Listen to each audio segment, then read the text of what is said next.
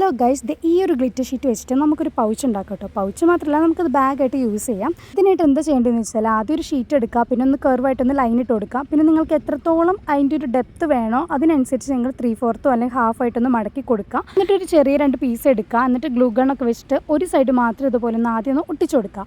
അപ്പോൾ ഇതെന്തിനാന്ന് വെച്ചാൽ നമ്മുടെ പൗച്ചിൻ്റെ സൈഡിൽ 2 ഹോൾസ് ഒക്കെ ഉണ്ടാവുമല്ലോ, അപ്പോൾ അതൊന്ന് കവർ ചെയ്യാൻ വേണ്ടിയിട്ടാണ് ഇതൊന്ന് ചെയ്ത് കൊടുക്കുന്നത്. പിന്നെ ഒന്നും കൂടി മെറ്റ് സൈഡൊന്ന് ഗ്ലൂ ഗണ്ണ് വെച്ചിട്ട് വീണ്ടും ഒട്ടിച്ചു കൊടുക്കുക.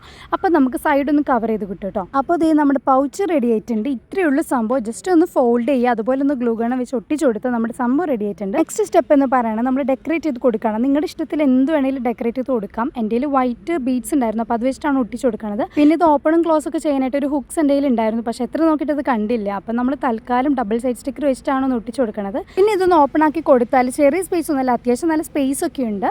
പിന്നെ കുറച്ചുകൂടി ഡെക്കറേറ്റ് ചെയ്ത് കൊടുക്കാൻ വേണ്ടിയിട്ട് എൻ്റെ കയ്യിൽ ചെറിയ ബീഡ്സ് ഉണ്ടായിരുന്നു, അപ്പോൾ അതൊക്കെ വെച്ചിട്ട് ജസ്റ്റ് ഒന്ന് ഡെക്കറേറ്റ് ചെയ്ത് കൊടുക്കുന്നുണ്ട്. പിന്നെ എത്രത്തോളം സംഭവങ്ങൾ ഇതിൽ കൊള്ളുന്നു നിങ്ങൾ തന്നെ കണ്ടില്ലേ. എൻ്റെ കയ്യിൽ കുറച്ച് ലിപ്സ്റ്റിക്കും ഐലൈനറും കാര്യങ്ങളൊക്കെ ഉള്ളതുകൊണ്ട് അതൊന്ന് വെച്ചിട്ട് ജസ്റ്റ് സ്പേസ് ഒന്ന് ഫില്ലാക്കി കൊടുക്കുന്നുണ്ട്. അപ്പോൾ അത്രയേ ഉള്ളൂ, ഭയങ്കര ഈസിയാണ്. ജസ്റ്റ് ഒന്ന് ഫോൾഡ് ചെയ്ത് ഒട്ടിച്ചു കൊടുത്താൽ നമ്മുടെ പൗച്ച് റെഡി ആയിട്ടുണ്ട്. ഇഷ്ടപ്പെട്ട ലൈക്ക് ചെയ്യുക, ഷെയർ ചെയ്യുക, സബ്സ്ക്രൈബ് ചെയ്യുക.